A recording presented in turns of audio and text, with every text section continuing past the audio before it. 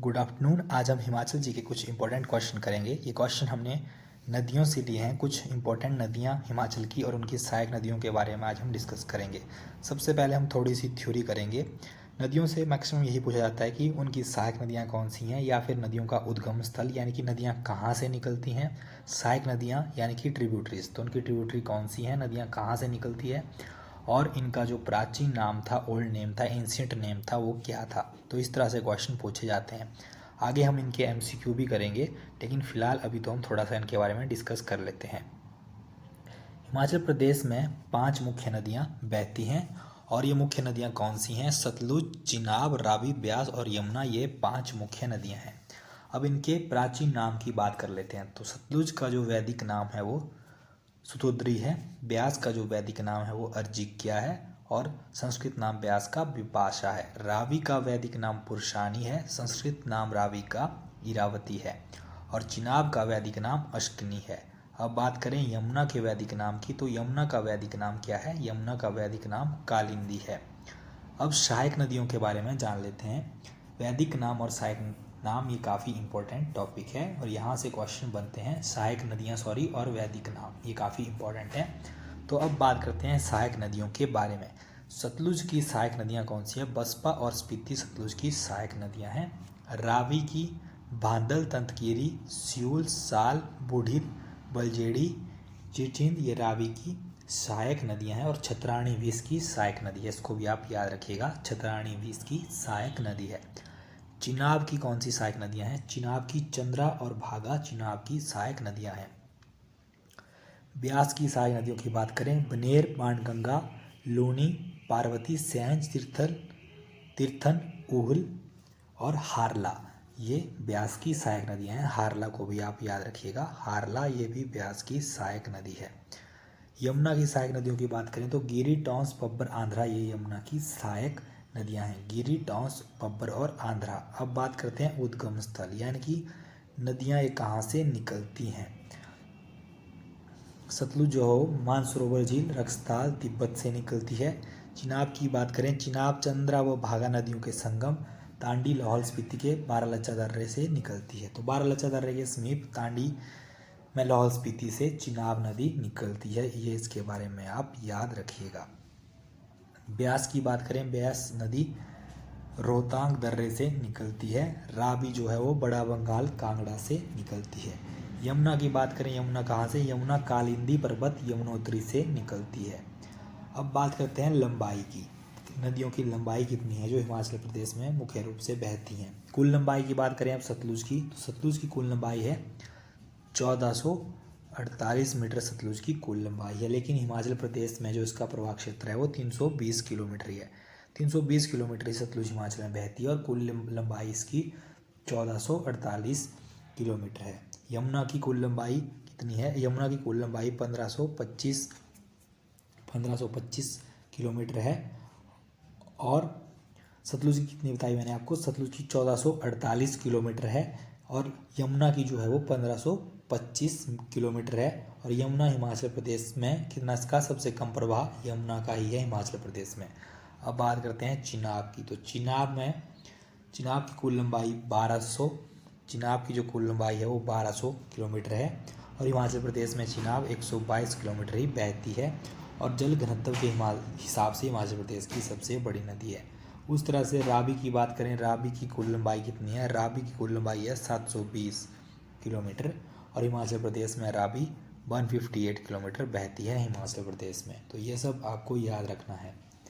साथ ही साथ नदियों के किनारे बसे शहर भी आप याद रख सकते हैं। जैसे सतलुज नदी के किनारे कौन से शहर बसे हैं? कल्पा, रामपुर, तत्तापानी, बिलासपुर, ये सतलुज के किनारे बसे हैं। और यमुना के किनारे कौन सा बसा है? पौंटा साहिब यमुना के किनारे बसा है। तो इस तरह से आप इनको भी याद रखिएगा। अब आती है बात एमसीक्यू की। अब हम आगे एमसीक्यू करेंगे, काफ़ी इंपॉर्टेंट क्वेश्चन है, तो अब हम आगे इनको करेंगे।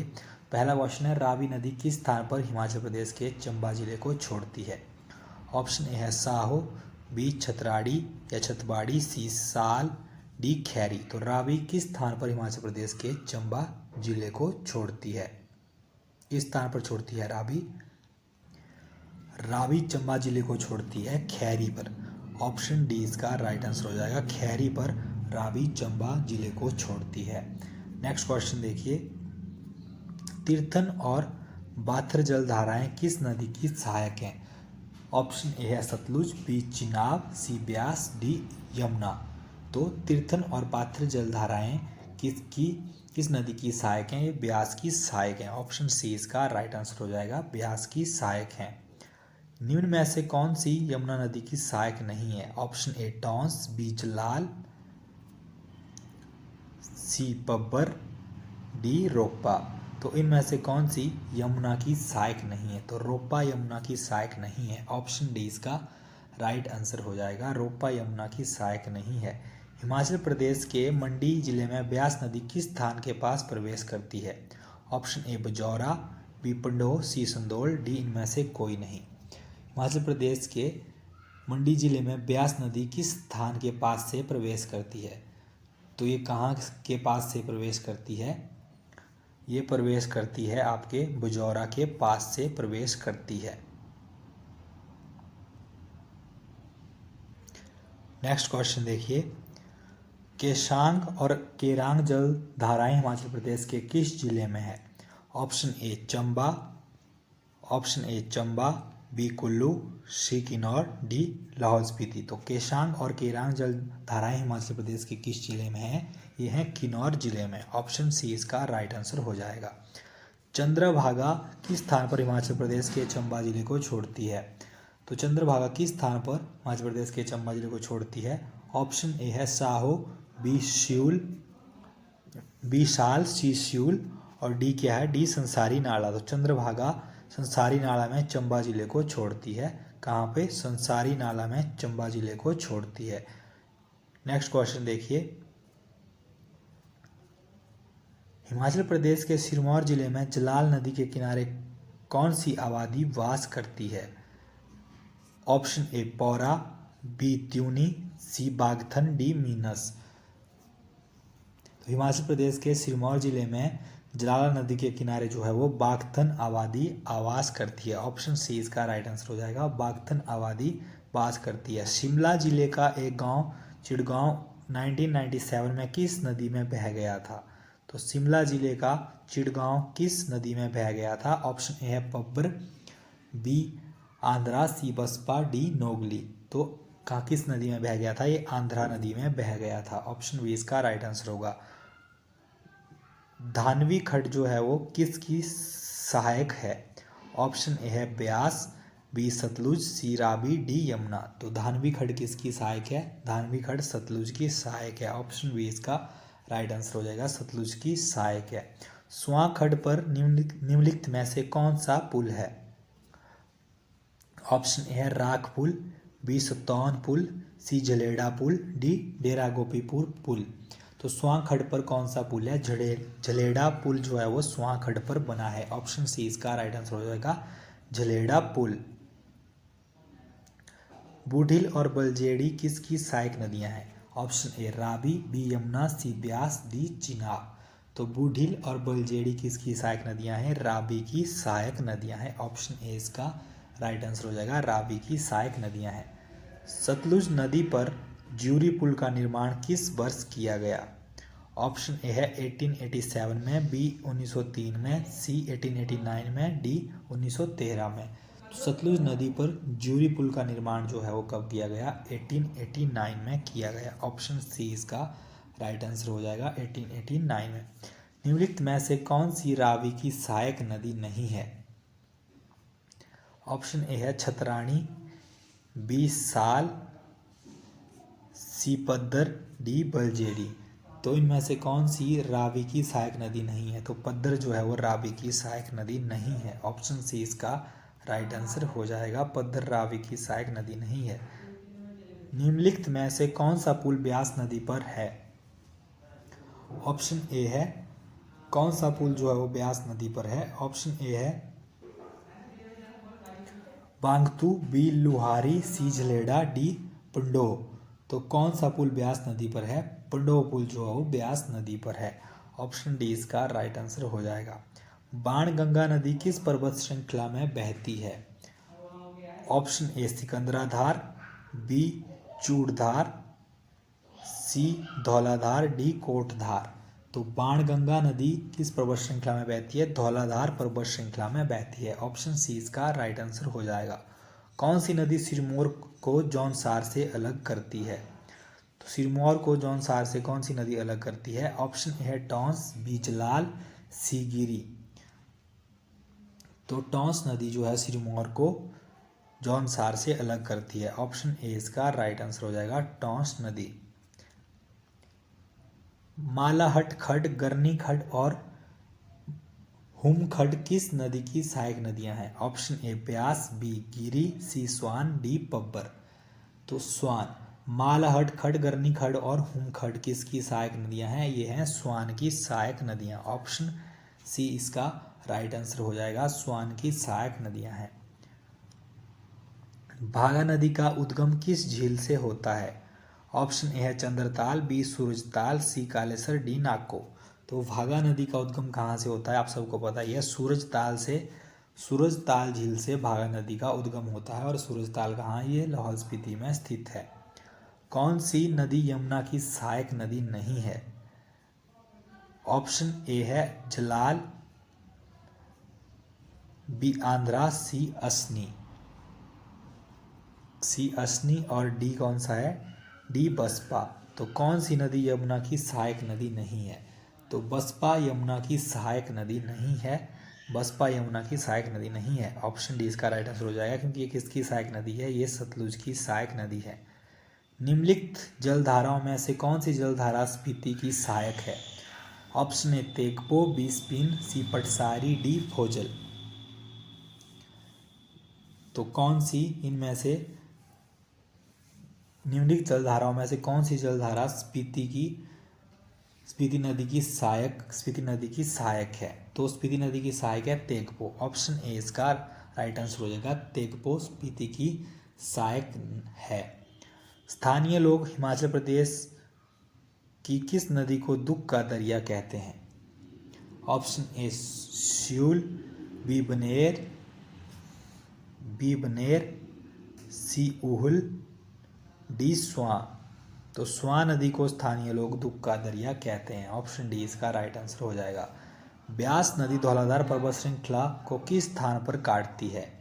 Option A Rampur, B Kangla, C Larji और डी क्या है? डी है कुगती। तो ब्यास नदी धौलाधार पर्वत श्रृंखला को किस स्थान पर काटती है? ये काटती है आपकी लारजी में। ऑप्शन सी इसका राइट आंसर हो जाएगा, लारजी में काटती है। नेक्स्ट देखिए, गज जल विद्युत परियोजना किस नदी बेसिन पर स्थित है? Option A Ravi, B Sutlej, C Beas, D Giri. तो गज जल विद्युत परियोजना ब्यास नदी बेसिन पर स्थित है। ऑप्शन सी इसका राइट आंसर हो जाएगा, ब्यास नदी बेसिन। ब्यास नदी किस जिले से होकर नहीं बहती है? Option A Kullu, B Mandi, C Bilaspur, D Kangra. तो ब्यास नदी बिलासपुर से होकर नहीं बहती है। ऑप्शन सी इसका राइट आंसर हो जाएगा, बिलासपुर। रामपुर कस्बा किस नदी के किनारे स्थित है? Option A Sutlej, B Beas, C Ravi, D Ganga. तो रामपुर कस्बा सतलुज के किनारे स्थित है। ऑप्शन ए इसका राइट आंसर हो जाएगा। लिप्पा नामक स्थल किस नदी के किनारे स्थित है? ऑप्शन ए पशपा नदी, बी तैती नदी, सी रिस्पा नदी। तो लिप्पा नामक स्थल जो है वो किस नदी के किनारे स्थित है? तैती नदी के किनारे स्थित है। लिप्पा नामक स्थल तैती नदी के किनारे स्थित है, लिप्पा नामक स्थल। सतलुज तथा बसपा नदियों का संगम स्थल कहाँ है? कड़छम, सराहन, सांगला या किन्नौर। सतलुज तथा बसपा नदियों का संगम कहाँ पर है? यह है कड़छम में। ऑप्शन ए इसका राइट आंसर हो जाएगा, कड़छम में। पांवटा साहिब गुरुद्वारा किस नदी के किनारे स्थित है? किस नदी के किनारे पांवटा साहिब गुरुद्वारा स्थित है? ऑप्शन ए है Sutlej, B Yamuna, C Beas, D Ravi. तो किस नदी के किनारे स्थित है पांवटा साहिब गुरुद्वारा? यमुना नदी के किनारे पांवटा साहिब गुरुद्वारा स्थित है। ऑप्शन बी इसका राइट आंसर हो जाएगा, यमुना नदी के किनारे पांवटा साहिब गुरुद्वारा स्थित है, यमुना नदी के किनारे। रावी नदी कहाँ से निकलती है? ऑप्शन ए बारालच्चा से, बी बड़ा बंगाल से, सी मणिकरण से, डी शिवालिक से। तो रावी नदी कहाँ से निकलती है? बड़ा बंगाल से निकलती है। ऑप्शन बी इसका राइट आंसर हो जाएगा। हिमाचल प्रदेश की सबसे लंबी नदी कौन सी है? सबसे लंबी नदी कौन सी है हिमाचल प्रदेश की? ऑप्शन ए है सतलुज, बी ब्यास, सी चिनाब, डी रावी। तो हिमाचल प्रदेश की सबसे लंबी नदी आप सबको पता ही है कौन सी है, सतलुज है। कौन सा खड़ कांगड़ा जिले से होकर बहता है? Option A Parvati, B Chandra, C Giri Ganga, D Ban Ganga. तो कौन सा खड्ड है जो कांगड़ा जिले से होकर बहता है? बाण गंगा। ये कांगड़ा जिले से होकर बहता है। तो अर्जिक्या किसका वैदिक नाम है? अर्जिक्या किसका वैदिक नाम है? तो ब्यास का वैदिक नाम, जैसा कि मैंने आपको बताया, ब्यास का वैदिक नाम क्या है? ब्यास का वैदिक नाम है अर्जिक्या। तो इसका ऑप्शन बी राइट आंसर हो जाएगा। शूल धारा किस नदी की सहायक है? Option A Chenab, B Ravi. Option A Chenab, B Ravi. तो शूल धारा किस नदी की सहायक है? शूल धारा रावी की सहायक है। डोडरा क्वार किस नदी घाटी में स्थित है? Option A Pabbar, B Yamuna, C Tons, D Giri. तो डोडरा क्वार किस नदी घाटी में स्थित है? ये टॉन्स नदी घाटी में स्थित है। ऑप्शन बी इसका राइट आंसर है, टॉन्स। निम्न में से कौन ब्यास नदी की सहायक नदी है? तो ब्यास की ट्रिब्यूटरी कौन सी है? ऑप्शन ए चंद्रा, बी बैराखड़, सी मानखड़। तो इनमें से ब्यास की सहायक कौन सी है? मानखड़ जो है वो ब्यास की सहायक है, मानखड़। ब्यास का उद्गम स्थल कहाँ से है? कश्मीर के वेरीनाग से, कैलाश मानसरोवर से, मानखड़ से या रोहतांग दर्रा से। तो ब्यास का उद्गम स्थल कहाँ से है? ब्यास का उद्गम स्थल है रोहतांग दर्रा से। ऑप्शन डी इसका राइट आंसर होगा। तिब्बत में मानसरोवर से प्रारंभ होकर और किन्नौर जिले के सिक्की से भारतीय सीमा में प्रवेश करती है, वह कौन सी नदी है? ऑप्शन ए है ब्यास, बी सतलुज, सी यमुना, डी रावी। तो इसका राइट आंसर क्या होगा? सतलुज नदी जो है वह तिब्बत में मानसरोवर से प्रारंभ होकर और किन्नौर जिले के सिक्की से भारतीय सीमा में प्रवेश करती है। तो सतलुज इसका राइट आंसर होगा। हिमाचल प्रदेश में मुख्य कितनी नदियां बहती हैं? 1, 6, 3 या फिर 5। तो मैंने आपको बताया था हिमाचल प्रदेश में मुख्य रूप से 5 नदियां बहती हैं। तो 5 इसका राइट आंसर हो जाएगा। नेक्स्ट क्वेश्चन देखिए, चिनाब का वैदिक नाम क्या है? Option A Arjikiya, B Purushni, C Asikni, D Satudri. तो चिनाब का वैदिक नाम क्या है? ये तो आप सबको मैंने वीडियो के स्टार्टिंग में ये वैदिक नाम सारे बताए ही हैं, फिर भी आप एक बार देख लीजिए। तो चिनाब का वैदिक नाम है अश्किनी। ऑप्शन सी इसका राइट आंसर हो जाएगा, अश्किनी। नेक्स्ट क्वेश्चन देखिए, भाखड़ा बांध किस नदी पर बना है? ऑप्शन ए है सतलुज, बी रावी, सी चिनाब, डी ब्यास। तो भाखड़ा बांध आप सबको पता है सतलुज नदी पर बना है। ऑप्शन ए इसका राइट आंसर होगा। तो ये आज का हमारा लास्ट क्वेश्चन था।